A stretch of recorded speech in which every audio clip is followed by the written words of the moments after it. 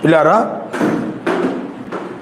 చూడండి, మనం ఇప్పుడు పరమగీతము 7వ అధ్యాయము 13వ వచనము మనం చదువుకుంటున్నాం, ధ్యానిస్తూ ఉన్నాం.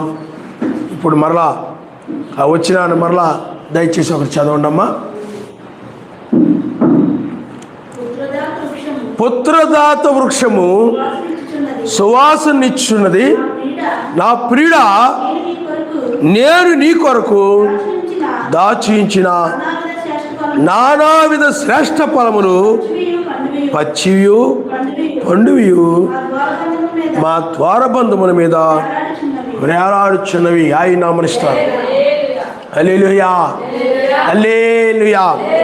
ఇక్కడ ఆ ప్రియురాలు ఆ ప్రియుని కొరకు దాచి ఉంచినటువంటి నానా విధములైన శ్రేష్ఠ ఫలములు అంటే పచ్చివియు పండివియు మా ద్వారబంధముల మీద వేలాడుచున్నవి అన్న. మరి మనం అదే మన ప్రాణప్రియుడైన మెస్సయ్య కూడా మన కోసము దాచి ఉంచిన దాన్ని ఆయన 2వ రాకడలో తీసుకొని వచ్చాడు. ఆయన మన స్తోత్రం. హల్లెలూయా. ఎందుకంటే పండ్లు దేనికి ఉపయోగపడుతుంది చెప్పండి? తినడానికి ఉపయోగపడతాయి. అవి ఆహారమై ఉన్నాయి. ఏమిటవి? ఆహారం. పండ్లు ఏమైనా చెప్పండి? ఆహారం. అంతేగాని తలలో పెట్టుకుంటారు పూల్లాగా ఏమైనా పెట్టుకుంటారా? పెట్టుకోరు, తింటారు అవి. అందుకని శ్రేష్టమైన ఫలములు అంటున్నాడు. శ్రేష్టమైనటువంటి ఫలాలు ఆమె ప్రాణప్రియుని కోసం తీసి ఉంచింది. శ్రేష్టమైనవి అంటే ఫలాలు అంటే ఒక చెట్టున కాయలు కాసినవి అనుకోండి, అన్ని చెట్లు అందుట్లో శ్రేష్టమైనవి ఉంటాయి, శ్రేష్టము కాని ఉంటాయి. శ్రేష్టమైనవి అంటే చక్కగా నిగనలాడుతూ ఏ డాగు లేకుండా, ఏమి కుళ్ళిపోకుండా, ఏ చిలక అంటే ఏ పక్షులు ఏవో తినేసినవి కాకుండా, లేకపోతే నిలవుండి కుళ్ళిపోయినవి కాకుండా తాజా శ్రేష్టమైనటువంటి పండ్లు అన్నమాట. ఆయన నామమున స్తోత్రం. అంటే పండ్లన్నిటిలో కూడా మంచి పండ్లు అని అర్థం అన్నమాట. మీకు అర్థమైందా? అంటే ఆయన కోసము ఆమె ఏం చేసింది చెప్పండి? శ్రేష్టమైన వాటిని దాచి ఉంచింది. అందుకనే మనం ఎవరికైనా ఏమైనా ఇచ్చేటప్పుడు కూడా శ్రేష్టమైనవి ఇవ్వాలి. అప్పుడు ఆయన ఇస్తాడనమాట. నీకు కూడా శ్రేష్టమైన ఇస్తాడు. నువ్వు మంచి అన్నీ ఉంచుకొని శ్రేష్టమైనవన్నీ కూడా చక్కగా నువ్వు దాచుకొని శ్రేష్టమైనవి కూడా నీ కోసమో, నీ భర్త కోసమో, నీ పిల్లల కోసమో పక్కన పెట్టుకొని ఇంకా సహోదరులకో లేకపోతే సేవకునికో, లేకపోతే కుళ్ళిపోయినాయో, పనికిరానియో, నిల్వ ఉన్నాయో, మంచివి కాకుండా ఈ బాగలేనివన్నీ కూడా వాళ్ళకి ఇచ్చేసామనుకో. ఒకసారి మనం చూద్దాం. అక్కడ 6వ అధ్యాయంలో ఒక వచనం ఉంది, చూడమ్మా. గలతీయులకు రాసిన పత్రిక 6వ అధ్యాయము 6వ వచనంలో వాక్యోపదేశం పొందువాడు ఉపదేశించు వారికి మంచి పదార్థములన్నిటిలో, అంటే మంచి పదార్థాలు అంటే ఏమిటి చెప్పండి? శ్రేష్టమైన పదార్థములలో భాగం ఇవ్వలేను. అంటే శ్రేష్టమైనటువంటి పదార్థముల్లో భాగం ఇవ్వలేను. అంటే ఏ కుళ్ళిపోయినాయో, పాచిపోయినాయో, లేకపోతే నిల్వన్నాయో, ఇంట్లో అలా ఖాళీగా పడి ఉంటున్నాయి కదా అనేటువంటివి కాకుండా శ్రేష్టమైన అంటే మంచి పదార్థముల్లో భాగం ఇవ్వలేను.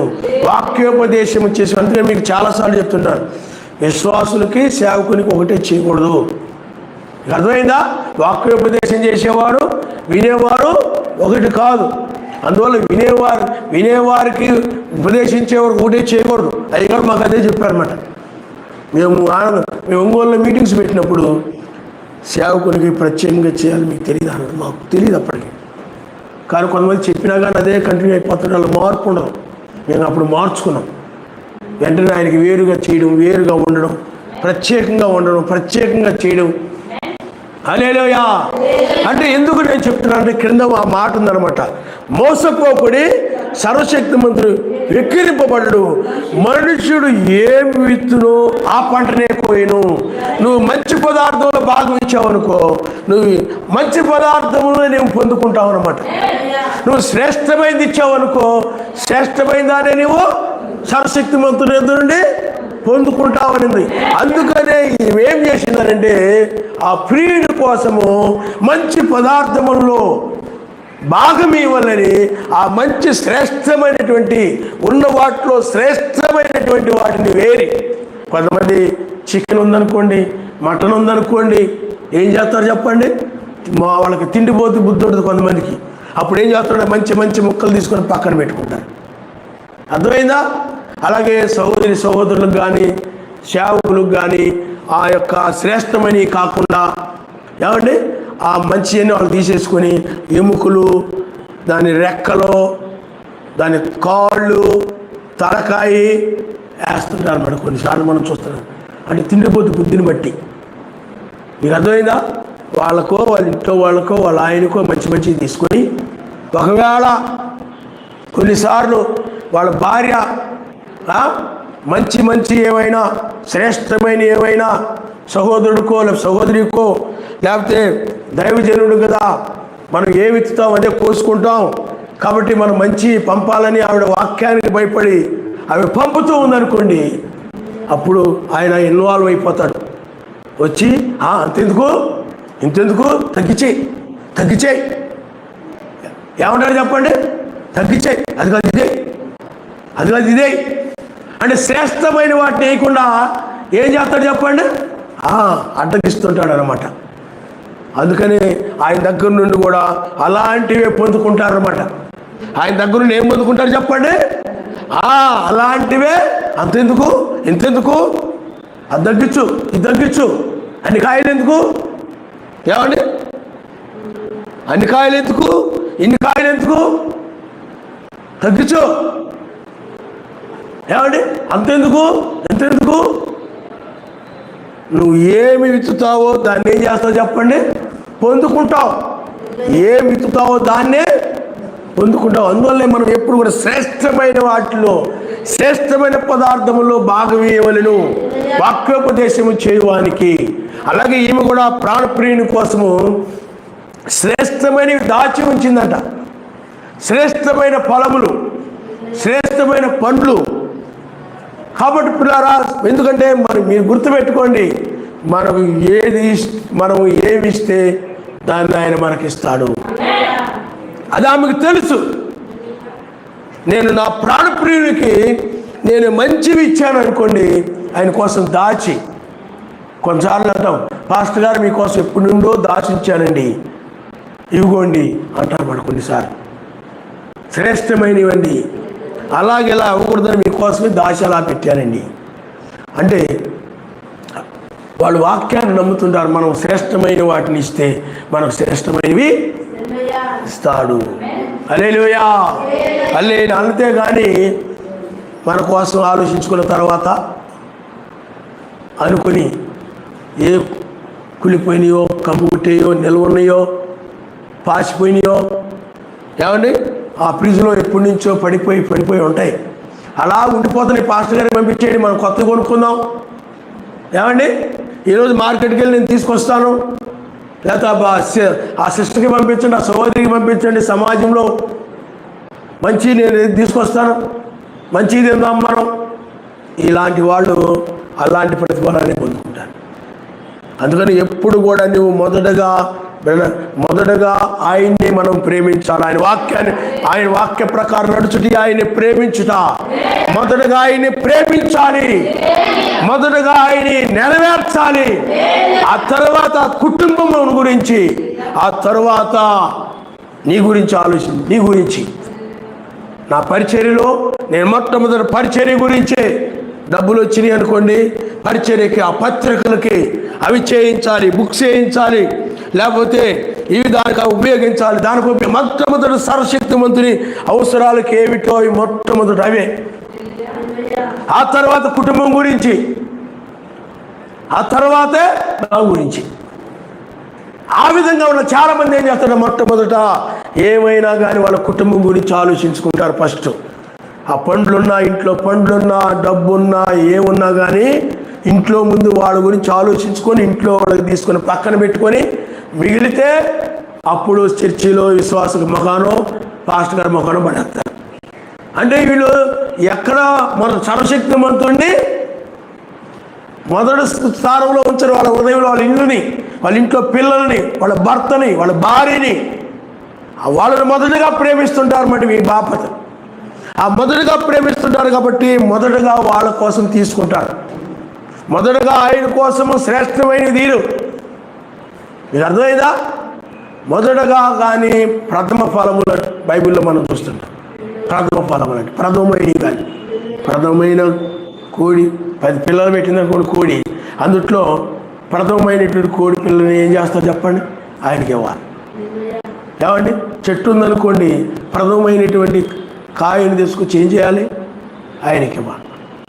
అది ఆయన భాగం అనమాట. 10వ వంతు అనేది ఆయన భాగం. రాబడేంతట్లో నీకు వచ్చినటువంటి రాబడిలో 10వ వంతు అనేటువంటి దేవుడు చెప్పండి, అది ఆయన భాగం. ఆ 10వ వంతు కూడా నువ్వు ఆయనకి ఇచ్చేటప్పుడు కొంతమంది ఏం చేస్తుంటారంటే పనికిరాని ఇచ్చేస్తారన్నమాట. ఒక చెట్టుకు 10 కాయలు కాసింది అనుకోండి, అందుతో కుళ్ళిపోయిందో పాసిపోయిందో తీసుకొచ్చి ఇచ్చేస్తారు ఆయనకి. ఆ 10వ వంతు కింద ఆయన్ని తిరస్కరిస్తాడనమాట. గొర్రె పిల్లలు ఉందనుకోండి, గొర్రె పెట్టి గుడ్డిదాన్ని తీసుకొచ్చి ఇస్తారు. శ్రేష్టమైనది ఇవ్వాలి ఆయనకి. శ్రేష్టమైన దాన్ని ఇవ్వాలి. వీళ్ళకి అలవాటు లేదు. అందుకని వీళ్ళు ముందు వీళ్ళ కడుపు గురించి ఆలోచించుకొని, ఏమండి పిల్లల కడుపు గురించి ఆలోచించి అప్పుడు ఆయన గురించి ఆలోచిస్తారు. అలాంటి వారు ఆయన్ని ప్రేమిస్తున్న వారు కాదు. మొదటగా ఆయన్ని ప్రేమించాలి. తర్వాత ఆయన కార్యముల గురించి ఆలోచించాలి. మొట్టమొదట ఆయన పనుల గురించి మొట్టమొదట ఆలోచించాలి. తర్వాత నీ కుటుంబం గురించి, తర్వాత నీ గురించి. అందుకని లాస్ట్లో నా గురించి పెట్టుకునేవాడు. ఆయన నమ్మరిస్తాను. హల్లెలూయా. నా గురించి ఆలోచించుకోవడం కాదు, అలాగే నీ గురించి ఆలోచించడం కాదు, కుటుంబాన్ని గురించి ఆలోచించు. దానికంటే ముందు సర్వశక్తి మందుని గురించి ఆలోచించు. హల్లెలూయా. కాబట్టి శ్రేష్టమైనవి మనము ఆయనకి ఇవ్వాలి. ఆ ప్రియురాలు చూడండి, ఆ ప్రియుడి కోసము శ్రేష్టమైనవి దాచి ఉంచి ఆ ద్వారబంధం మీద కట్టింది. అలాగే నీవు కూడా శ్రేష్టమైన వాటిని ఇచ్చే వ్యక్తిగా ఉండాలి. ఆయన కూడా మనకు శ్రేష్టమైనటువంటి ఆహారాన్ని ఇచ్చేవాడు. శ్రేష్టమైనటువంటిది ఏదో పాచిపోయింది కాదు. అంటే మోషే కాలంలో ఆహారం కాదు. ఏమంటే మోషే కాలంలో ఆహారము కాదు, లేకపోతే దావీదు కాలంలో ఆహారము, లేకపోతే ఆ యొక్క అబ్రాహాము కాలంలో ఆహారము, అలాగే ఆనో కాలంలో ఆ యొక్క నోహ కాలంలో ఆహారము కాదు. అప్పుడు వర్తమానం రక్షించదు. అందుకని ఆహారం అనగా బైబిల్ ఏం చెప్తుందో, ఆహారాన్ని బైబిల్లో మన్నా, ఇజ్రాయిల్కు మరుగైన మన్నాని ఇచ్చాడు, ఆహారాన్ని ఇచ్చాడు. దేవదూతలు భుజించే ఆహారం జీవాహారము నేనే. ఆత్మకు కావలసిన ఆహారం ఎవరు చెప్పండి? ఆయనే. శరీరానికి కావలసిన ఆహారము మనం వండుకుంటాం, తింటుంటాం, శరీరానికి కావలసిన ఆహారం. కానీ ఆత్మకు కావలసిన ఆహారం ఏమిటి చెప్పండి? జీవాహారము.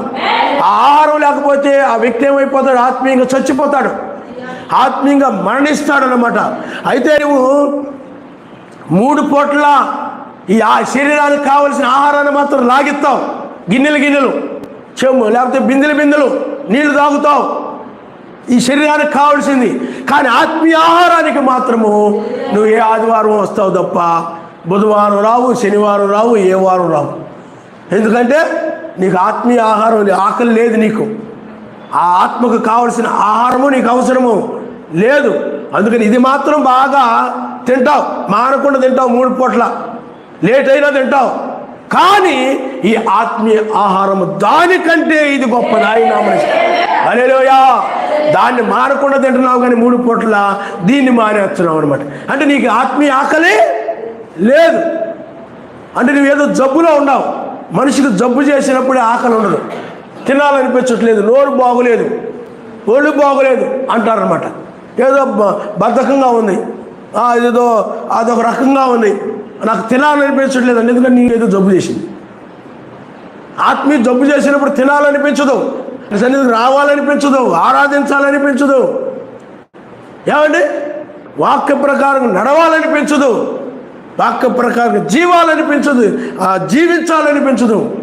కానీ బ్రహ్మం గారు అంటారు, ఆత్మీయ శరీరక ఆకలి ఎలా ఉంటుందో ఆత్మీయ ఆకలి కూడా నువ్వు వారం దాకా ఆగలేవు అని అన్నాడు. ఆయన నామనిస్తారు. హల్లెలూయా. ఓ దాన్ని భుజించాలి అనుకుంటుంది అనమాట. అన్ని రోజులు ఆగలేవు నువ్వు. ఎప్పుడు బుధవారం వస్తా, ఎప్పుడు శనివారం వస్తా, ఎప్పుడు ఆదివారం వస్తా అని ఆ దినము కోసము ఆ తలుపు దగ్గర కనిపెట్టుకుని ఉంటారు, అంతా ఆశతో ఉంటారని చెప్పాడు. ఆయన నామనిస్తారు. హల్లెలూయా. కానీ నీకేమిటి చెప్పండి, ఇంటికి వచ్చేసరికి శుభ్రంగా వండి పెడితే చాలు, నీ కడుపు నిండుగా లేదో చూసుకుంటున్నావు. కానీ ఆత్మీయ ఆహారము, ఆ జీవాహారము మనం ఎప్పుడు దాన్ని భుజిస్తూ ఉండాలి, వింటూ ఉండాలి, ఆయన్ని ఆరాధిస్తూ ఉండాలి. అందుకని మనము ఆరోగ్యవంతులు మాత్రమే ఆకలితో ఉంటారు కాబట్టి వారు మాత్రమే వచ్చి ఈ జీవాహారాన్ని భుజిస్తారు, ఆయన నామనిస్తారు. హల్లెలూయా. ఎందుకంటే ఏ జబ్బు లేదు, ఏ చింతలు లేవు, ఏమంటే ఏ ఒడిదుడుకులు లేవు వాళ్ళ హృదయంలో. కాబట్టి ఆత్మీయంగా బాగున్న వాళ్ళు ఆహారం కోసం పరిగెత్తుకుంటూ వస్తారు, ఆయన నామనిస్తారు. హల్లెలూయా, హల్లెలూయా. కాబట్టి ఇప్పుడు ఈ ఆత్మీయ ఆహారం ఎవరు చెప్పండి, ఆయనే. పాత నిబంధనల కాలంలో ఆ మన్నాని అంటే ప్రత్యేకమైన ఆహారము, ప్రత్యేకమైన నీరు. అందరూ తినే ఆహారం కాదు, అందరూ త్రాగే నీరు కాదు, ప్రత్యేకమైన ఆహారాన్ని ఇజ్రాయేలు భుజించారు. మనకు కూడా ప్రత్యేకమైన ఆహారం ఎవరంటే ఆయనే. ఆయనే పైనుండి వచ్చిన వాడిని, ఆయనే ఆ యొక్క పశువుల పాకలో జన్మించి ఆయనే మనకు ఆహారముగా ఉన్నాడని మనకు బైబిల్ చెప్తుంది. ఆయన నామనిస్తారు. మొదటి రాకడలో ఆయనే మనకు మన్నా అయినాడని. తర్వాత చదువమ్మా. చూడండి, జీవాహారము నేనే. మీ పితరుల అరణ్యములో మన్నాను తిని చనిపోయారు, దీన్ని తిరుగువాడు చావకుండునట్లు పరలోకముడి దిగి వచ్చిన ఆహారం ఇదే. హల్లెలూయా. పరలోకముడి దిగి వచ్చిన ఆహారము జీవాహారము. అందుకనే మెస్సీయ అన్నాడు, మనుషుడు రొట్టె వల్ల కాదు కానీ వాక్యం వల్ల బ్రతుకుతాడని చెప్పాడు. ఆయనే వాక్యము. ఆది యందు వాక్యముండెను, వాక్యము సర్వశక్తిమంతుని యొద్ద ఉండెను. ఆ సర్వశక్తిమంతుడే శరీరధారి అయి కృపా సత్య సంపూర్ణుడుగా మన మధ్య నివసించాడని చెప్పి వాక్యం చెప్తుంది. హల్లెలూయా. అందుకనే పిల్లారా, ఈ శరీరము ఈ ఆహారం తిందనుకోండి, చూడండి వాళ్ళు ఆ రోజులో కురిపించబడినట్టు ఆ మరుగైన మన్నా శరీరానికి సంబంధించిన మన్నాది, ఆత్మీయ ఆహారం కాదు. ఆత్మీయ ఆహారము కాదు. మనం ఎలాగైతే వరన్నమో జొన్నన్నమో సజ్జన్నమో ఎలాగైతే తింటుంటామో శరీరము ఈ ప్రాణం కోసం, ఆ రోజుల్లో వారు కూడా ఆ మన్నా అలాంటిది. అందుకని వాళ్ళు ఏమైపోయారు చెప్పండి, ఆ మన్నా భుజించిన వారు చనిపోయారు. కానీ ఈ ఆత్మీయ ఆహారమైనటువంటి ఈ మెస్సయే అంటే ఈ వాక్యమును భుజించడం అంటే ఆ వాక్య ప్రకారం నడిచేటువంటి వారు, ఆ వాక్యాన్ని నమ్మి దాన్ని పాటించేటువంటి వారు భుజిస్తున్నవారు, దీన్ని భుజించిన వారు మరణించరు, మరణము లేదు. అందుకనే 2000 సంవత్సరాల క్రితం నుండి ఈ మన్నాని భుజించినటువంటి మన పితరులు ఉన్నారే, అపోస్తులు కానీ 7 దూతలు కానీ వారి వర్తమానం నమ్మిన వారు కానీ, అంటే ఏపీ సంఘం, గలతీ సంఘం, కొలసి, ఫిలిప్పి, రోమా, కొరింథీ, ఈ సంఘాలకు సంబంధించినటువంటి నిద్రిస్తున్న వారందరూ కూడా వారు కూడా ఈ మన్నాని మెస్సీ అనే మన్నాని భుజించిన వారే. ఆయనే ఆహారమై ఉన్నాడు. అయితే వాళ్ళు మరణించలేదు, వాళ్ళు సమాధుల్లో నిద్రిస్తూ ఉన్నారు. మరణము మనకు లేదు. లాజరు మరణించినప్పుడు ఇదిగో లాజరు నిద్రిస్తున్నాడు. మెస్సీ కూడా 3 దినాలు ఆయన ఏం చేశాడు చెప్పండి, నిద్రించాడు. అందువల్లే ఇశ్రాయేలుకి వాళ్ళకి ఇవ్వబడిన ఆహారము శరీరానికి కావలసిన ఆహారం. మీకు అర్థమైందా? ఇదిగో మాకు మాంసం లేదు, మాకు తిండి లేదు, ఇదిగో మేము ఐగుప్తులో అలా తిన్నాం, ఇలా తిన్నాం, అలా బ్రతికాం, కానీ అరణ్య మాంసం మాకేమీ లేదని దాని గురించి అడిగారు కాబట్టి దాన్నే ఇచ్చాడు ఆయన. కానీ ఈ ఆహారం ఏంటి చెప్పండి? 2000 సంవత్సరాలు ఈ మరుగైన మన్నాని ఆయన కురిపించాడు. ఆయన నమస్కారం. హల్లెలూయా. అందుకని పరలోకముని దిగి వచ్చిన జీవాహారము నేనే. ఇది ఎక్కడి నుండి వచ్చిన ఆహారం చెప్పండి?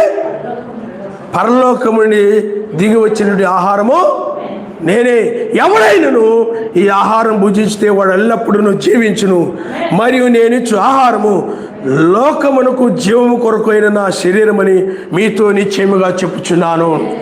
ఈ ఆహారం ఏదో కాదు కానీ నా శరీరమే. వాక్యమే శరీరధారి అయి వసించెను, జీవమే శరీరులను వెలిగింపను. హల్లెలూయా, హల్లెలూయా. వాక్యమే శరీరధారి అయి వసించెను. కాబట్టి ఆయన మాటలే ఆయన శరీరం, ఆయన మాటలే ఆయన బోధలే ఆయన యొక్క శరీరము. కాబట్టి ఆయనే ఆత్మీయ ఆహారము, పరలోకముని దిగి వచ్చిన ఆహారము. ఆహారం భుజించినటువంటి వారు 2000 సంవత్సరాల్లో వారు నిద్రిస్తూ ఉన్నారే తప్ప మరణించలేదు. అందుకే నిజమైన క్రైస్తవులకి మరణము లేదు, నిద్ర మాత్రమే. అదేమైనా చెప్పండి? సమాధులు అందుకు నిద్రించిన వారు సజీవులను లేపబడతారన్నది బైబిల్. అంటే మృతులను సజీవులను. మృతులు అంటే ఎవరు? నిద్రిస్తున్న వారు. కాబట్టి పిల్లారా, ఇప్పుడు మనకి తర్వాత చదువమ్మా 52 వచ్చింది. యూదులు ఈయన తన శరీరం ఎలాగో తినేయగలరని ఒకరితో ఒకడు వాదించారు. కావున మెస్సి ఇట్లను, మీరు మనిషి కుమారుని శరీరము తిని ఆయన రక్తము త్రాగితేనే గాని మీలో మీరు జీవము కలవారు కారు. నా శరీరము తిని నా రక్తము త్రాగువాడి నిత్య జీవము గలవాడు. అంత్య దినమున నేను వారిని లేపుదును. నా శరీరము నిజమైన ఆహారమును, నా రక్తము నిజమైన పానమైనది. ఆయన మన స్తోత్రం. హల్లెలూయా. అందుకే ఇక్కడ ఏమన్నాడంటే, ఇదిగో చూడండి పిల్లారా, మీరు మనిషి కుమారుని శరీరమును తిని ఆయన రక్తము త్రాగితేనే మీలో మీరు జీవము గలవారు కారు. నా శరీరం తిని నా రక్తము త్రాగువాడే నిత్య జీవము గలవాడు. అంత్య దినమును వాడిని లేపుతారన్నాడు. ఆయన మన స్తోత్రం. హల్లెలూయా. అంతే. ఆ మన్నా ఆయన శరీరం ఆయన రక్తం. అందుకే చూడండి 70 మంది అన్నారు, నీ శరీరం ఎవరు తింటారు, నీ రక్తం ఎవరు తాగుతారంటే ప్రకృతి సంబంధంగా తీసుకున్నారు. శరీరం అంటే శరీరం అనుకున్నారు, కానీ శరీరం అంటే శరీరం కాదు. శరీరం అనగా ఆయన యొక్క వాక్యం. వాక్యమును భుజించడమే వాళ్ళకి ప్రత్యక్షత లేక అక్షరార్థంగా తీసుకున్నారన్నమాట. అక్షరార్థంగా తీసుకొని మేము నరమాంస భక్షులం ఏంటి కాబట్టి మేము నీ శరీరము తినడానికి, మేము నీ రక్తం త్రాగడానికి మేము నరమాంస భక్షులు అన్నావా అని చెప్పి ఆయన వదిలిపెట్టి వెళ్ళిపోయారు. కానీ 12 మంది శిష్యులు ఉన్నారు, ఆయన శిష్యులు ఉన్నారు. మీరు కూడా వెళ్ళిపోకూడదంటే 70 మంది శిష్యులు వెళ్ళిపోయారు, మీరు కూడా వెళ్ళిపోకూడుతున్నారు అన్నప్పుడు వారు అన్నారు, నిత్య జీవము మాటలు నీ యొద్ద ఉండగా మేము ఎక్కడికి వెళ్ళేదము. హల్లెలూయా. వాడికి ఒక ప్రత్యక్షత ఉంది. ఆయన ఎవరో ప్రత్యక్షత ఉంది. ఆ ఆహారం ఏమిటో ప్రత్యక్షత ఉంది. అది పరలోకం నుండి వచ్చిన మన్నా అని వాడికి ప్రత్యక్షత ఉన్నది. అందుకనే అరణ్యములో మన్నాను తిని చనిపోయారు. కానీ ఈ మన్నా కనుక మనం తిన్నట్లయితే చనిపోము, అంత్య దినమున లేపబడతామని నమ్మారు. హల్లెలూయా, హల్లెలూయా, హల్లెలూయా. కాబట్టి పిల్లారా, మీరు ఆలోచించేయండి. చూడండి, మీరు ఇంకొక 38 వచ్చినారు. మీరు ఒకసారి చదవండి. 38 వచ్చిన, నా ఇష్టమును నెరవేర్చుకున్నట్టుకు నేను రాలేదు, నన్ను పంపిన వారి చిత్తము నెరవేర్చుడికే పరలోకముని దిగి వచ్చి తిని దాని అంతటిలో నేనేమీ పోగొట్టుకొనుక అంత్య దినమున దాన్ని లేపుటియే నన్ను పంపిన వాని చిత్తమైనది. హల్లెలూయా. నన్ను పంపిన వాని చిత్తం ఏమిటి చెప్పండి? నాకు అనుగ్రహించబడిన వధువుని పోగొట్టుకొనక అంచె దినమును దాన్ని లేపుటియే. అంచె దినాన్ని లేపుతున్నాడు ఎవరిని? ఆ మన్నాని భుజించిన పరలోకం నుండి వచ్చిన మన్నా. అపోస్తుల బోధ ఏమిటంటే పరలోకం నుండి వచ్చినటువంటి మన్నా. 2000 సంవత్సరాలు ప్రకటించబడిన వర్తమానం ఏమిటి చెప్పండి? పరలోకం నుండి వచ్చినటువంటి మన్నా. వారైతే మరణించారు కానీ వీరైతే మరణించరు అని చెప్పాడు. అందుకని 2000 సంవత్సరాలు ఆ మన్నా భుజించినటువంటి వధువు ఉన్నది. వాళ్ళే మృతులని బైబిల్ చెప్తా ఉంది. అందుకని నిత్య జీవము, ఆహారం భుజించడం వల్ల నిత్య జీవం అంటే ఎటర్నరీ జీవం, మరణం లేదిక. మరణాన్ని లేకుండా వాళ్ళు నిత్యము జీవించేటువంటి ఆహారమే పరలోకం నుండి వచ్చిన ఆహారము. ఆ ఆహారం ఎవరో కాదు కానీ నేనే అని చెప్పారు. పరలోకం నుండి వచ్చిన జీవాహారము, పరలోకం నుండి దిగి వచ్చిన ఆహారము నేనే. నిత్య జీవము మాటలు అవి. ఆ మాటల్లో జీవం ఉన్నది, ఆ మాటల్లో మరణం లేదు కానీ ఆ మాటల్లో జీవం ఉన్నది. ఆ జీవాహారము నేనే అని చెప్పాడు. కాబట్టి పిల్లారా, ఎవరైతే ఆ మన్న ఆయన శరీరమును తిన్నారో, ఆయన రక్తమును త్రాగారో, ఏమండి ఆ మరుగైన మన్నాని, క్షమించండి, ఆ పరలోకముడి వచ్చిన మన్నాని, ఆ వాక్యాన్ని, అపోస్తుల బోధని భుజించారో వారిని అంచె దినములు లేపుతానని ఆయన అమరుస్తారు. అంచె దినం అంటే ఏ దినం చెప్పండి? చివరి దినము. అంచె దినం ఏంటంటే బైబిల్లో మనం చూస్తే 8వ దినమే చివరి దినము. 8వ దినమే 7 సంఘకాలాలు, 7 దూతలు, అవి 7 దినాలు. ఇప్పుడు మనం 8వ దినములో మనం ఉన్నాం. హల్లెలూయా, హల్లెలూయా. అందుకనే చూడండి, మొదటి దినము, నెక్స్ట్ 2వ దినము, 3వ దినము,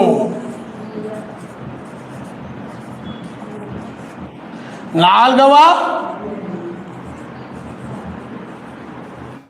అంటే 5వ దినము, 6వ దినము, 7వ దినము. ఈ 7వ దినములోనే పిల్లారా ఆయన రాకడ 1993లో ఇదిగో నేను త్వరగా వస్తున్నానని చెప్పాడు. 1993లోనే ఆయన కృపా సింహాసనం మీద, తీర్పు సింహాసనం మీదకు మారాడు. తీర్పు తీర్చడానికి ఆయన రంగం మీదకి వచ్చాడు అనమాట. మరి తీర్పు తీర్చేటప్పుడు వధువుని ఆయన ఏం చేయాలి చెప్పండి? లేపాలి. అందుకనే ఆయన వచ్చిన 7వ దినం అంటే ఇది ఏలియా దినం. ఏ దినం చెప్పండి? ఇది 7వ దూత దినము, 7వ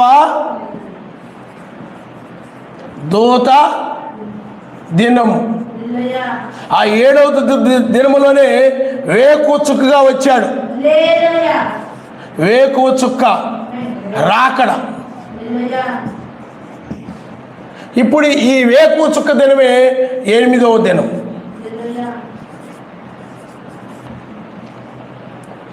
ఈ 8వ దినములోనే పిల్లారా దీన్ని అంచె దినం అంటారు, చివరి దినం. ఇదే లాస్ట్. దీని తర్వాత 1000 ఏళ్ల పాలన. మీకు అర్థమైందా? ఎందుకంటే ఈ దినం ఏంది? జడ్జిమెంట్, తీర్పు దినం. వాని క్రియలను బట్టి ప్రతిఫలం ఇచ్చే దినం అన్నమాట. అందువల్ల దుష్టులతో పాటు నీతిమంతులు కూడా నాశనం చేసేవాడు కాదు ఆయన. అందుకనే అబ్రాహాము అంటాడు, నాయనా నీవు కనికరించవా, ఇదిగో సొదొమలో ఉన్నటువంటి. అందుకనే దుష్టులతో పాటు నీతిమంతులు ఆయన నాశనం చేసేవాడు కాదు. కాబట్టి అంతమంది కూడా అబ్రాహాము గారు ఎంతమంది అడిగారు, అంతమంది కూడా అక్కడ లేరు. కాబట్టి ఆ నీతిమంతులను రక్షించి దుష్టుని లోతు కాలంలో నాశనం చేశాడు. అది కూడా 8వ దినం, అంత్య దినం. అది ఆ లోకానికి మనకి అన్నిటికి కూడా ముగింపు దినమే, అంత్య దినము, చివరి దినము. ఇప్పుడు 1996లో ఆయన వేకుచుకగా బయలుపరుచుకున్నాడు. అందువల్ల ఇప్పుడు 8వ దినములో వేకుజాములో మనం ఉన్నాం. హల్లెలూయా! ఎందుకంటే మెస్సయ్య కూడా తిరిగి లేచింది వేకుజాములని. 8వ దినములనే 7 దినములైన తర్వాత 8వ దినం అంటే ఆదివారం నాడు తిరిగి లేచాడు. ఆదివారం అంటే సూర్యుని దినము, కానీ ఈయన తిరిగి లేచాడు కాబట్టి కుమారుని దినము. అందుకని మనం ప్రతి ఆదివారం ప్రార్థన కూడుకుంటున్నాం, ఆరాధన చేస్తున్నాం. కానీ ఇది లోకం దృష్టిలో ఆదివారం, కానీ మన దృష్టిలో కుమారుని దినము. దీన్నే పునరుద్ధాన దినం అంటారు. హల్లెలూయా! ఇప్పుడు ఎవరిని లేపడానికి వచ్చాడంటే ఆ పరలోకం నుండి వచ్చినటువంటి ఆ యొక్క మరుగైన పరలోకం నుండి వచ్చిన మెస్సీ అనే మన్నాని, లేకపోతే అపోస్తుల బోధని ఎవరైతే భుజించారో, ఆయన శరీరమును ఎవరైతే తిన్నారో, ఆయన రక్తమును ఎవరైతే తాగారో, ఆ వారినే ఇప్పుడు లేపడానికి వచ్చాడు. హల్లెలూయా! కాబట్టి ఇప్పుడు అందువల్లే 2వసారి ఆయన వచ్చినప్పుడు ఆయన రక్షిస్తాడని బైబిల్ చెప్తా ఉంది. కాబట్టి ఇప్పుడు 2వ రాకడలో మనం ఉన్నాము. అయితే ఈ 2వ రాకడలో ఈ వర్తమానము వధువు కోసం మాత్రమే దాచబడినటువంటి వర్తమానం అన్నమాట. ఇది ఎవరి కోసం చెప్పండి? వధువుకు మాత్రమే. ఆమె ఎలాగైతే తన ప్రాణప్రియుని కోసము ఏమండి ఆ పరమగీతములో ఆమె దాచిపెట్టిందో పండ్లు, అలాగే ఇప్పుడు తన వధువు కోసము దాచిపెట్టినటువంటి ఆ 2వ రాకడను, 7వ ముద్రను, రహస్యంగా ఉన్నటువంటి 7వ ముద్రను. అందుకే బ్రహ్నాం గారికి 6 ముద్రలు బయలుపరచబడ్డాయి, 7వ ముద్ర బయలుపరచబడలేదు. కాబట్టి 7వ ముద్రే ఈనాడు మనల్ని పైకి లేపు ఆహారమైనది. అందుకని ఇది మరుగైన మన్నా. అందుకని 6 ముద్రల గురించి బ్రహ్నాం గారి తర్వాత అంటే 1963 తర్వాత 95 వరకు కూడా ప్రపంచంలో ఉన్నటువంటి ఆ బ్రహ్నాం గారి వర్తమానం నమ్మిన వాళ్ళు 6 ముద్రల గురించి చెప్పారు, 7 సంకాలాల గురించి చెప్పారు. 7వ ముద్ర దగ్గరికి వచ్చేసరికి చాలామంది బ్రహ్నాం గారు నాకు అది విప్పబడలేదు, తెలియచేయబడలేదు, దానికోసం కనిపెట్టుదామని 7వ ముద్రలోనే చెప్పాడు. ఒకవేళ చెప్పినట్లయితే చాలామంది అనుకరణలో బయలుదేరతాయి, తప్పుడు బోధలు బయలుదేరతాయి. అందువల్ల దాన్ని ఆయన నాకు వదిలేశాడు, చెప్పలేదు, ఏదో వివరించానంతే, చెప్పడానికి ప్రయత్నం చేశానే తప్ప ఏలేదు. నేను పునాది వేసి ఉండొచ్చు, కానీ ఆయన కోసం మనం కనిపెట్టుదామని ఆయన 7వ ముద్రలో అలాగే ఆ ముద్రలలో చెప్పాడు. ఆయన నామని స్తోత్రం. హల్లెలూయా! అది మర్మముగా మరుగుగా ఉంచబడింది. ఇది ఏంటంటే ప్రత్యేకముగా ఎవరైతే ఆయన ఆహారం భుజించారో, ఆయన శరీరాన్ని భుజించారో, పరలోక మన్నాన్ని భుజించారో, ఆ మొదటి రాకడలో వచ్చిన పరలోక మన్నాన్ని భుజించారో వారికే ఈ ఆహారము. హల్లెలూయా! హల్లెలూయా! నీకే ఈ ఆహారము, నీ కోసము దాచబడిన ఆహారం ఇది. గ్లోరీ! వధువు కోసం దాచబడిన ఆహారము ఇదే మరుగైన మన్నా అని బైబిల్ చెప్తుంది. చూడండి, మరుగైన మన్నా అని ఇచ్చిన ప్రకటన గ్రంథము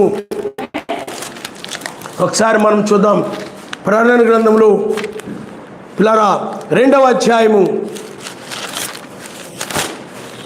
ప్రకటన గ్రంథము 2వ అధ్యాయంలో చూడండి పిల్లరా, 17వ వచనం, 2వ అధ్యాయం 17వ వచనం. సంఘములతో ఆప్తో చెప్పుచున్న మాట చెవిగలవాడు వినును గాక, జయించు వానికి మరుగైన మన్నాను భుజమెత్తును. హల్లెలూయా! వేకుచుక్క వర్తమానమే, ఈ రాకడ వర్తమానమే. హల్లెలూయా! మరుగైనటువంటి మన్నా. అందుకే మీరు గమనించాలి, బ్రహ్నాం గారి వర్తమానము, జాన్సన్ గారి వర్తమానము, అపోస్తులు బోధించిన వర్తమానము, లేకపోతే 7 సంఘాల్లో 7 దూతలు బోధించిన వర్తమానము, 5 రకాల పరిచర్యలకు సంబంధించిన వర్తమానం ఏంటంటే అది పరలోకములో వచ్చిన జీవాహారము. వాళ్ళు బోధించింది ఏమిటి చెప్పండి? ఆయన శరీరము, ఆయన రక్తము, ఆ జీవాహారము. ఆ వాళ్ళ వర్తమానం ఎవరైతే నమ్మారో వారికి మరుగైన మన్నా. కానీ ఇది ఏమై ఉన్నదంటే పిల్లారా, ఇది ఆ జీవాహారం భుజించినటువంటి నిత్య జీవము కలిగినటువంటి వారిని లేపేటువంటి ఆహారం. ఆయన మనిషి ఈ ఆహారమే చెప్పండి అంచె దినములో. అందుకని అంచె దినములో ఉన్నామని బయలుపరచబడింది. 7 సంఖ్యలు 7 దొత్తుల తర్వాత వేకు చుక్క 8. నీకు అర్థమైందా? మెస్సీ కూడా 7 దినములైన తర్వాత 8వ దినములో ఆదివారం అంటే లోకం దృష్టిలో అది ఆదివారం, కానీ మన దృష్టిలో అదేమైనా చెప్పండి, కుమారుని దినము, సండే. కుమారుని దినములో ఉన్నాం మనం. ఆదివారం రేపు రాబోయేది ఏమిటి చెప్పండి, కుమారుని దినం. ఇప్పుడు మనం ఈ కుమారుని దినం, అందుకనే ఆదివారము పిల్లారా వాళ్ళు లోకం పిలవచ్చు అంటే సూర్యుని దినమని, కానీ మనం సూర్యుని దినము కాదు, కుమారుని దినములో, పునరుద్ధాన దినము, 8వ దినము. 8వ దినములో ఈ తెల్లవారుజామున ఆయన మనల్ని ఏం చేస్తున్నాడు చెప్పండి, లేపుతున్నాడు. అంచె దినమును వారిని నేను లేపుతున్నాడు. కాబట్టి ఇప్పుడు అంచె దినములు అంటే 8వ దినములో మెస్సయ్య తిరిగి లేచాడు, కాబట్టి మనల్ని కూడా తిరిగి లేపడానికి వచ్చాడు. అంచె దినం అంటే చివరి దినము, ముగింపు దినము. ఆయన సమస్త కార్యాలు ముగించి 1000 ఏళ్ల పాలన ఆరంభిస్తాడు అన్నమాట. సమస్త కార్యాలు తీర్పుతో ముగిస్తాడు. నీతిమంతులు రక్షించి పాపులను నాశనం చేసి 1000 ఏళ్ల పాలన తీసుకొస్తాడు. ఇదే ముగింపు దినము, అంచె దినము. అందుకని ఆయనకు అనుగ్రహించబడిన వధువుని పోగొట్టుకోనకుండా లేపడానికే ఆయన వచ్చాడు. కాబట్టి ఇప్పుడు మనం ఉన్న దినం ఏంటంటే అంచె దినము. అందుకని అంచె దినం ఏం చేస్తా చెప్పండి, మెస్సయ్యని సమాధి నుండి అలాగా బయటికి లేపిందో, అంచె దినాన్ని లేచాడో, అలాగే మృతులను సజీవులను మధ్యాకాశం లేపేటువంటి వర్తమానం. ఈ లోకం నుండి పైకి రండి, ఇక్కడికి ఎక్కిరమ్ము, పైకి రండి. అందుకని 1995లో కృపా సింహాసనము తీర్పు సింహాసనంగా మారిపోయింది. ఆయన మధ్యాకాశములో ఎదుర్కోవడానికి ఆయన అక్కడ ఉన్నాడు. ఎక్కిరమ్మని పిలుస్తున్నాడు. కాబట్టి ఈ వర్తమానమే ఎక్కిరమ్మనేటువంటి వర్తమానం. అందుకని నిద్ర మేలుకొల్పేది వేకుచుక్క, కాబట్టి అందుకని నిద్ర వేకుచుక్కగా రావాలి భూమి మీదకి. నీకు అర్థమైందా? నిద్ర మేలుకొల్పేది ఏమిటి చెప్పండి. ఈ నిద్ర మేలుకొని వెళ్ళని తెలియాలంటే వేకుచుక్కొస్తే నిద్ర మేలుకొని వెళ్ళని తెలుస్తుంది, లేకపోతే తెలీదు. అది తెలియడం కోసమే ప్రకృతి సంబంధంగా ఎలాగైతే వేకుచుక్కు నుంచి నిద్ర మేలుకుంటారో, ఇప్పుడు ఆత్మ సంబంధంగా కూడా నిద్ర మేలుకోవడం. అందుకని లాజరు నిద్ర మేలుకొని బయటకు వచ్చాడంటే దాని అర్థం ఏంటంటే పిల్లారా సమాధి నుండి బయటకు వచ్చాడు. మనం కూడా నిద్ర మేలుకోవడం అంటే ఎత్తబడటం అనమాట. నిద్ర మేలుకోవడం అంటే ఏమిటి చెప్పండి. అతను ఇలా బయటకు వచ్చాడు సమాధి నుండి, మనం ఈ లోకం అనే సమాధి నుండి పైకి ఎత్తబడతాం. హల్లెలూయా. అందుకనే అన్ని వర్తమానాలు ఒకటే కదా. మెల్లంగారు సంఘాల్లో చెప్పేది అందరూ కూడా అదే పోదు కాదు, అది ఇది ఒకటి కాదు. ఇది జీవాహారము కలిగినటువంటి, అంటే జీవాహారమును భుజించి, ఓ పిల్లారా, జీవాహారం భుజించి నిద్రించినటువంటి వారి కోసము ఈ వర్తమానము పైనుండి వచ్చిన మరుగైన మన్నాను భుజించినటువంటి, ఆ మొదటి రాకడ వర్తమానాన్ని భుజించినటువంటి, లేకపోతే దాని ప్రకారం నడిచినటువంటి ఆ వధువుకు మాత్రమే వేకుచుక్క వర్తమానం. అందుకనే అందరికీ కాదు. అందుకనే ఎవరిని ఆయన ఆకర్షిస్తాడో వారే ఆయన సన్నిధికి వస్తారు, వారే లేపబడతారు. అందుకని అంచె దినమును లేపుదునని ఆయన చెప్పాడు. ఆయన నామనిస్తారు. హల్లెలూయా. ఇప్పుడు మన మెస్సయ్య, మన రాజు ఈ అంచె దినములు 8వ దినములు ఆయన లేపడానికి వచ్చాడు. హల్లెలూయా, హల్లెలూయా. కాబట్టి ఇప్పుడు మనం ఎక్కడున్నాం చెప్పండి, లేపబడే దినములో ఉన్నాము. ఆయన ఎందుకు వచ్చాడు చెప్పండి, లోకాశల నుండి, ధనాపేక్షల నుండి, లోక కోరికల నుండి, కోపం నుండి, కక్ష నుండి, దురాలోచన నుండి, అన్నిటి నుండి కూడా నిన్ను లేపుతాడు. నువ్వు ఇప్పుడు లేచినప్పుడు నీతి, సమాధానం, పరిశుద్ధాత్మ, ఆనందం పొందుకున్నావు, నువ్వు లేచావని అర్థం. అదే నిద్ర మేలుకోవడం. అప్పుడు ఈ శరీరం మారి పైకి ఎత్తబడతాడు. హల్లెలూయా. అందుకనే ఎవరితో కూడా మీరు ఒక క్షణం కూడా విరోధంగా ఉండకండి. ఎప్పుడు సమాధానంగానే ఉండండి. 4 రోజులు బాగుండవు, 4 రోజులు ముఖం ఎత్తు పట్టుకుని ఉంటే స్థిరత్వం లేదు, ఆ ప్రేమలో స్థిరం లేదు. మీకు అర్థమైందా? అందుకనే మీరు ఎప్పుడు కూడా ఒకరొకరు క్షమించుకుంటూ ప్రేమగా ఉండండి. ఎవరిని విషయంలో పొరపాటు చేశారనుకోండి, క్షమించుకోండి. క్షమించి సహోదరుడా, సహోదరి, ప్రేమగా ఉండాలి. అది మనసులో పెట్టుకుని అలా ఉండకూడదు. నీకు అర్థమైందా? అది మనసులో పెట్టుకొని ఒకవేళ నీ భార్య నీ భర్త లేకపోతే పొరపాటున ఏదో అన్నారనుకోండి, నీ భార్య ఏదన్నా అందనుకోండి, అది మనసులో పెట్టుకోకూడదు. నువ్వు వెంటనే క్షమించి ఆమెతో సమాధానంగా ఉండాలి. ఎందుకంటే ఒకరినొకరు క్షమించుకొని ఆ విధంగా ఐక్యంగా ఉండాలి. ఆయన మనస్తాడు. హల్లెలూయా, హల్లెలూయా. కాబట్టి ఇప్పుడు ఆయన ఎందుకు వచ్చాడు చెప్పండి? లేపడానికి. ఈ లేపే వర్తమానాన్ని, ఈ బోరధ్వని ప్రధాన శబ్దం, ఈ వర్తమానాన్ని రహస్యంగా ఉంచాడు. అందుకే బ్రహ్మం గారు అంటారు, ఆ బోరధ్వని అనేది ఆయన రాకడని చెప్పాడు అనమాట. ఈ వర్తమానమే ఆయన రాకడా, ఈ వర్తమానమే. అందుకనే లాజరుని, అలాగే లోతును కూడా, దానియేలును కూడా పిల్లల బయటికి పిలిచినటువంటి వర్తమానము. అందుకని జీవాహారము ఎవరైతే భుజించారో ఆ మన్నాని, మొదటి రాకడ మన్నాను, అందుకే నేనే జీవాహారము, ఆ మన్నాని భుజించిన వారు అరణ్యంలో మరణించారు. అయితే ఈ మన్నాను భుజించిన వారు ఎప్పటికి కూడా చనిపోరు అని చెప్పాడు. కాబట్టి ఆ ఆహారం భుజించినటువంటి వారిని, ఆ మన్నాను భుజించినటువంటి వారిని లేపడానికి, చనిపోరని ఎవరి గురించి అయితే వాగ్దానం చేశాడో వారిని లేపడానికి ఇప్పుడు అపోస్తులు కానీ, 7 సంఖ్య 7 దూతలు కానీ అందరూ కూడా లేపడానికి. అందుకనే వాళ్ళు అపోస్తులు పౌలు గారు, పేతురు గారు, యోహాను గారు, మత్తయి, మార్కు, లూకా వీళ్ళందరూ లెగుస్తారు. వారితో పాటు మనం కూడా లెగుస్తాం. కారణం ఏంటి? ఆ మన్నాను మనం భుజించాం కాబట్టి. ఆ భుజించినటువంటి మనల్ని లేపడానికి వచ్చి లేపుతున్నాడు కాబట్టి. అందుకని ఇప్పుడు దేనికి వచ్చాడు చెప్పండి? ఆయన లేపడానికి వచ్చాడు. ఏ దినములో? మొదటి దినములో కాదు. అంటే దీన్నే మొదటి దినం అంటారు, చివరి దినం అంటారు. ఇదే చివరి దినం అంటారు. కానీ 7 దినాల్లో ఆయన రాలేదు, 8వ దినములో వచ్చాడు. అందుకని 7వ సంఘకాలంలో 8వ దినం ఉంది. ఎందుకంటే ఆనోకు 7వ సంఘకాలంలో ఎత్తబడ్డాడు. కాబట్టి ఇప్పుడు కూడా మన మెస్సేజ్ కూడా చూడండి, 8వ దినములోనే తెల్లవారుజామున లేచాడు. మనము కూడా 8వ దినములోనే తెల్లవారుజామున. అందుకని లోకం 7 సంఘాలలో ఉంది, మనం ఇంకా 7వ సంఘాలలో ఉంది. కానీ మనమైతే తెల్లవారుజాములో ఉన్నాం, 8వ దినములో ఉన్నాం. ఎందుకంటే ఆయన మన దగ్గరకు వచ్చాడు కాబట్టి మనం 8వ దినములో ఉన్నాం. మరుగైన మన్నాన్ని బయలుపరిచాడు కాబట్టి ఇప్పుడు మనం 8వ దినములో ఉన్నాం. కానీ మిగతా వాళ్ళకి ఆ దినాన్ని గురించి వాళ్ళకి బయలుపరచలేదు కాబట్టి వాళ్ళు ఇంకా 7వ దినములోనే కొట్టుకుంటున్నారు. మనం 8వ దినములు, ఏ చుక్క దినములో మనం ఉన్నాం కాబట్టి 8వ దినములు. మిగతా వాళ్ళు ఏ చుక్క దినములో లేరు కాబట్టి వాళ్ళు 8వ దినములో లేరు. మనం 8వ దినములో ఉన్నాం. మనం ఎత్తబడిన తర్వాత పిల్లారా, భూమి మీదకు ఉగ్రత వస్తాయి. ఎవరైతే మొదటి రాకడాక జీవాహారాన్ని ధృవీకరించారో ఆ 70 మంది శిష్యుల వలె నీ శరీరం ఎవరు తింటారు, నీ రక్తం ఎవరు త్రాగుతారు, నీ ఏకత్వాన్ని నేను సర్వశక్తి ముందు ఒక్కడిని నేను అంగీకరించను, త్రిత్వాన్ని నమ్ముతాను.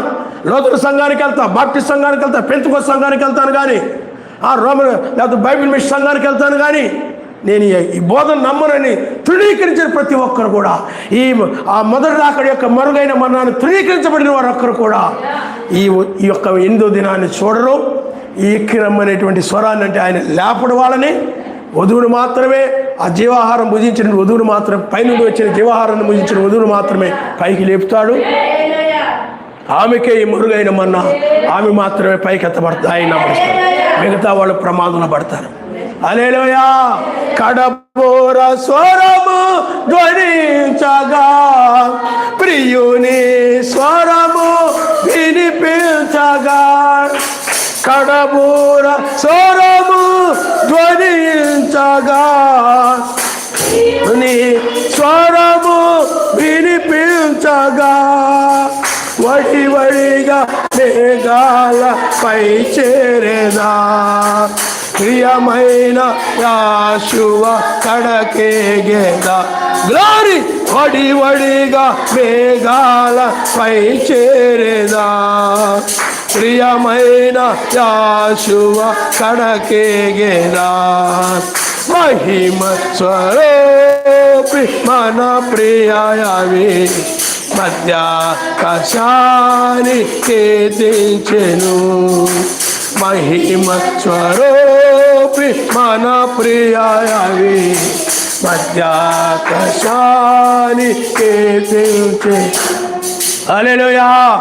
కాబట్టి చూడండి, మనం యోహాను సువార్త 6వ అధ్యాయము 31వ వచనంలో మీరు ఒకసారి చూడండి.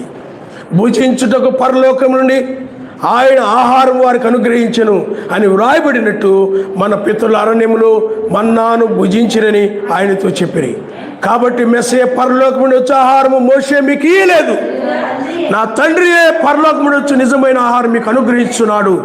పరలోకమును దిగి వచ్చి లోకమునకు జీవమునిచ్చినది సర్వశక్తిమంతుని అనుగ్రహించు ఆహారమైనదని మీతో నిశ్చయముగా చెప్పుచున్నాను వారితో చెప్పాను. కావున వారు అన్నారు, మెస్సయ్యా ఈ ఆహారం ఎల్లప్పుడూ మాకు అనుగ్రహించమంది. అందుకు మెస్సయ్య వారితో ఇట్లను జీవాహారము నేనే, నా యొద్దకు వచ్చువాడు ఏమాత్రమునో ఆకలి కొనడు, నా యందు విశ్వాసం ఉంచువాడు ఎప్పుడును దప్పికొనడు. మీరు నన్ను చూచిండియు విశ్వసింపకై ఉన్నారని నీతో చెప్పి తిని, తండ్రి నాకు అనుగ్రహించిన వారందరూ నా యొద్దకు వస్తారు, నా యొద్దకు వచ్చు వానిని నేను ఎంత మాత్రమునో బయటకు త్రోసివేయను. నా ఇష్టము నెరవేర్చుకోవడం. అందుకని ఎవరినైనా త్రోసేసినేమో నాకేమీ లేదు, తండ్రి నాకు అనుగ్రహించే వాళ్ళు నా యొద్దకు వస్తారు. నీకు అర్థమైందా? నా యొద్దకు వచ్చిన వారిని నేను త్రోసివేయను, వచ్చిన వారిని అంచె దినాలు లేపుతానన్నాడు ఆయన. చదవమ్మా తర్వాత కూడా. నన్ను పంపిన వారి చిత్తము నెరవేర్చుడి పరలోకమును దిగి వచ్చి తిని, ఆయన నాకు అనుగ్రహించిన దాని అంతట్లో నేనేమి పోగొట్టుకొనక అంచె దినమున వారిని లేపుటే. అందుకని ఇప్పుడు తండ్రి చిత్తమే ఉన్నది. అంటే అంచె దినమున ఆయన వధువును లేపడానికి వచ్చాడు. ఇది మరుగైన మన్నా వర్తమానం. హల్లెలూయా, హల్లెలూయా, నా ప్రియ యేషువా సన్నిధిలో వేదన రోదనలో ఉండవు. హల్లెలూయా, యేషువా సన్నిధిలో వేదన రోదనలో ఉండవు. హల్లెలూయా, స్తుతి గీతాలతో నిత్యము ఆనందమానందమే. గ్లోరీ, స్తుతి గీతాలతో నిత్యము ఆనందమానంద. అందువల్ల పిల్లలు ఇప్పుడు ఆయన ఏం చేస్తుండే, నేను లేపుతున్నాడంటే లాజర్ని ఎలాగైతే బిగ్గరగా బయటికి రమ్మని పిలిచాడో నిన్ను కూడా ఆయన లోకాన్ని వదిలిపెట్టి రమ్మంటున్నాడు. ఇప్పుడు రమ్మంటున్నారు కాబట్టి నువ్వు లోతు వాళ్ళు చూడండి వెనక తట్టు చూడకుండా, అలాగే నువ్వు కూడా భూ సంబంధం వాటి మీద మనసు పెట్టుకోకుండా ఇప్పుడు పైన ఉన్నటువంటి వాటి మీద మనసు పెట్టుకుంటావు అనమాట. ఇప్పుడు నీ మనసు ఏమైపోయింది చెప్పండి. తెల్లవారుజామున 8వ దినములో అంచె దినములో మారిపోద్ది అనమాట. ఎప్పుడైతే భూ సంబంధం వాటి మీద మనసు పెట్టుకోకుండా పైన వాటి మీద మనసు పెట్టుకుంటావో, పైన ఉన్నటువంటి వాటి మీద మనసు పెట్టుకుంటావు, అప్పుడు లేపబడినట్టే. శరీరం ఇక్కడే ఉన్నావు కానీ ఆత్మీయంగా ఏమైంది చెప్పండి. చూడండి కొలసీలకు రాసిన పత్రికలో ఆ మాట ఉంటుంది అనమాట. ఒకసారి మనం చదువుకుందాం. చదువుకొని మనం ప్రార్థనలోకి వెళదాం. దయచేసి మీరు ఒకసారి పిల్లారా కొలసీలకు రాసిన పత్రిక ఒకసారి మీరు 3వ అధ్యాయము 3వ అధ్యాయము మొదటి నుండి మీరు ఒకసారి చదవండి. మీరు మెస్సీతో కూడా లేపబడిన వారైతే పైనున్న వాటినే వెతుకుడి, కుడి పార్శ్వమున కూర్చుండి ఉన్నాడు. పైనున్న వాటి మీదనే కానీ భూ సంబంధమైన వాటి మీద మనసు పెట్టుకొనుకుడి. చూడండి, మీరు మెస్సీతో కూడా లేపబడిన వారైతే పైన వాటి మీదనే కానీ భూ సంబంధం వాటి మీద మనసు పెట్టుకోవద్దు. ఇప్పుడు అదే వర్తమానం. లోకమంతం కాబోతుంది కాబట్టి, నాశనం కాబోతుంది కాబట్టి భూ సంబంధం వాటి మీద మనసు పెట్టుకోవద్దు, పైన వాటి మీద మనసు పెట్టుకోవద్దు. ఎప్పుడైతే నీ భూ సంబంధం వాటి మీద ఉండి మనసు పెట్టుకోకుండా పైన పెట్టుకున్నావు లేపబడినట్టే. నేను అందుకని భూ సంబంధమైన వాటిని విడిచి రమ్మన్నాడు అనమాట. లాజర్ను చూడండి, బిగ్గరగా ఇప్పుడు కూడా నిన్ను బిగ్గరగా బయటకు పిలుస్తున్నాడు. ఇప్పుడు నీ మనసు ఈ పిలుపుని బట్టి, వర్తమానాన్ని బట్టి, ఈ అంటే పైకి రమ్మని ఈ లేపే వర్తమానాన్ని బట్టి నీ మనసుకు భూ సంబంధం వాటి మీద నుండి పైన వాటి మీద లేపబడుతుంది నీ మనసు. అప్పుడు ఈ శరీరం కూడా మారి వెళ్ళిపోతాయి. నీ వర్తమానం ఇంటికి భూసంబంధం వాటి మీద మనసు పోకుండా, మనసు పోకుండా, పైన వాటి మీద మనసు పెట్టుకోకుండా, ఇంకా భూసంబంధం వాటి కోసం పాకులాడుతూ ఆ పని ఈ పని అని ఏమండి, ఇంకా అక్కడ అలా పోతుంది ఇక్కడ ఎలా పోతుందని చెప్పినా కానీ వినకుండా మూర్ఖంగా వెళ్ళిపోతున్నావు అనుకో, ఏమండి మాట వినని మూర్ఖురాలుగా వెళ్ళిపోతున్నావు అనుకోండి, నువ్వు లేపబడలేదు. నువ్వేమగానే చెప్పండి, లేపబడలేదు. అందుకని ఆయన లేపుతున్నాడు వచ్చి, నువ్వు లేవాలి. లేవడం అంటే ఏమిటి చెప్పండి? మనస్సును భూసంబంధం వాటి మీద విడిచిపెట్టి నాశనం కాబోతుందో చూడండి. సొదొమ గొమొర్రా మీద భూసంబంధం వాటి మీద మనసును వదిలిపెట్టేశాడు. భూసంబంధం వాటి మీద మనసు పెట్టుకోలే. ఇక్కడ ఆ యొక్క సోయరి మీద మనసు పెట్టుకున్నాడు. మనసు మారిపోయింది, వెనకదడి చోట్లేదు. నీ మనసు కూడా ఇప్పుడు లేపుతున్నాడు కాబట్టి నువ్వు లేపబడాలి. ఏ విధంగా చెప్పండి? భూసంబంధం వాటి మీద మనసు పెట్టుకోకుండా పైన వాటి మీద మనసు పెట్టుకున్నావు అంటే నువ్వు లేపబడ్డావు. అదే లేపడం అంటే ఏంటంటే భూసంబంధం వాటి మీద మనసు విడిచిపెట్టి పైన ఆయన మీద మనసు పెట్టుకో అని చెప్తున్నాడు. అదే లేపడం. నువ్వు ఎప్పుడైతే నీ మనసుని అలా పెట్టుకుంటావో, భూసంబంధం వాటి మీద మనసు పెట్టుకోకుండా, నువ్వు లేపబడతావు. అంటే నీ మనసు లేపబడింది కానీ శరీరం ఇంకా లేపబడలేదు. ఆ సమయం ముగిసినప్పుడు ఈ శరీరం కూడా మారి పైకి వెళ్ళిపోతుంది. మనసు మారినప్పుడు శరీరం మారి మహిమ రూపముగా మారి యాశువతో నుందును నేను, యాశువతో నుందును. మహిమ రూపముగా మారి యాశువతో నుందును నేను, యాశువతో నుందును. హల్లెలూయా. రెండవ రాకడే మరుగైన మన్నా. మొదటి రాకడ మన్నా, దానివల్ల నువ్వు ఆ మన్నాను భుజించడం ద్వారా నీవు నిత్య జీవాన్ని పొందుకున్నావు. హల్లెలూయా, హల్లెలూయా. చూడండి, మరలా ఇంకొకసారి మీ చేత చదివిస్తానది. చూడండి, యోహాను సువార్త 6వ అధ్యాయము మొదటి రాకడ యొక్క మన్నాని చూడండి. 51వ వచనంలో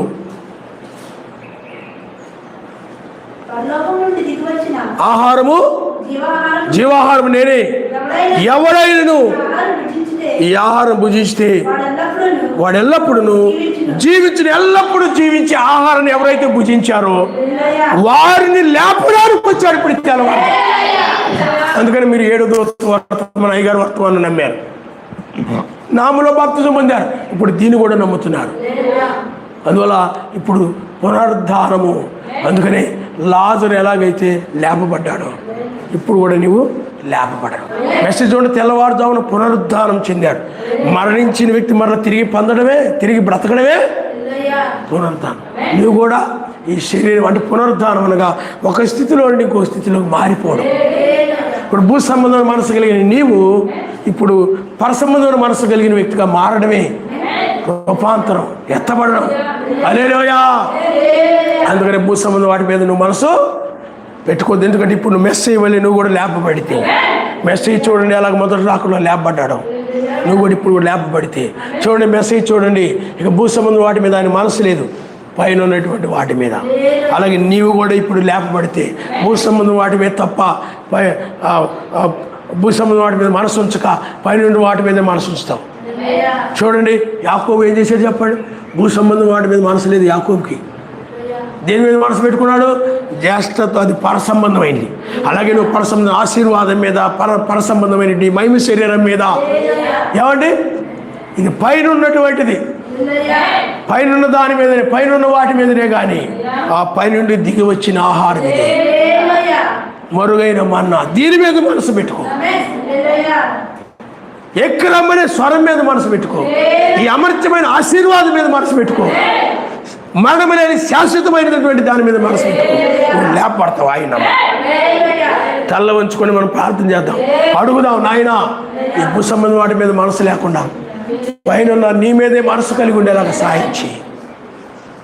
ఆ పెండ్లి విందులో నీతో ఉండేలాగా నాకు సహాయం చేయి. నీ మనసు ఎప్పుడు ఆయన మీదే ఉండేలాగా, నీ ఆలోచన ఎప్పుడు కూడా ఆయన మీదే. ఆ భూ సంబంధమైనవి ఈ అన్ని లోకంలో అన్నీ కూడా భూ సంబంధమైనవే. ఇళ్ళు, వస్తువులు, డబ్బు, గిన్నెలు, చెంబులు, నీ మనసు ఎప్పుడు కూడా వీటి మీదే ఉంటుందంటే నువ్వు లేపబడలేదు. ఇంకా నువ్వు ఇంకా భూమి మీదే ఉండవు. సమాధిలో, లోకం అనే సమాధిలోనే నువ్వు ఉండవు. నువ్వు లేపబడలేదు. ఇంకా ఆ ఊరి మీద, ఈ ఊరి మీద, ఆ పట్టణం మీద, ఈ పట్టణం మీద నీ మనసు ఇంకా పోలా. వాటి మీదే పెట్టుకున్నావు, ఆరాధన చేస్తున్నావు. వెళ్ళి ఆ మనసును మళ్ళీ భూ సంబంధం వాటి మీద పెడుతున్నావు.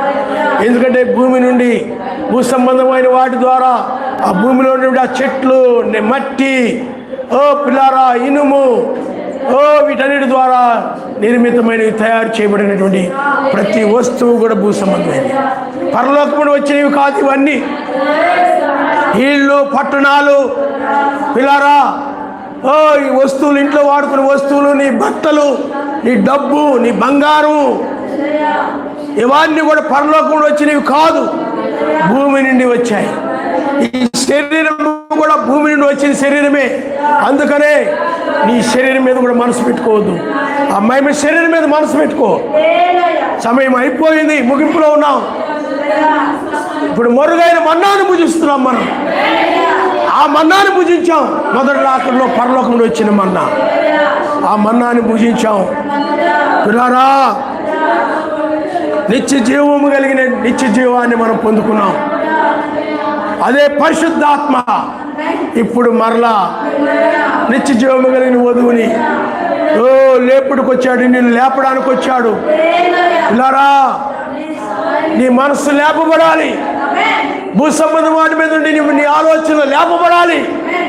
ఉన్నతమైన వాటి మీదకి లేపబడాలి. నీ మనసు కాలిపోయే బూడిద కాబోయేటువంటి అమెరికా మీదో, దాని మీదో, దీని మీదో కాదు. డిగ్రీల మీద, చదువుల మీద, పదవుల మీద, వ్యాపారాల మీద, వాటి మీద కాదు సుమా. నీ ఆ స్థలాలు, ఈ స్థలాలు మీద కాదు. ఆయన మీద మనసు పెట్టుకో.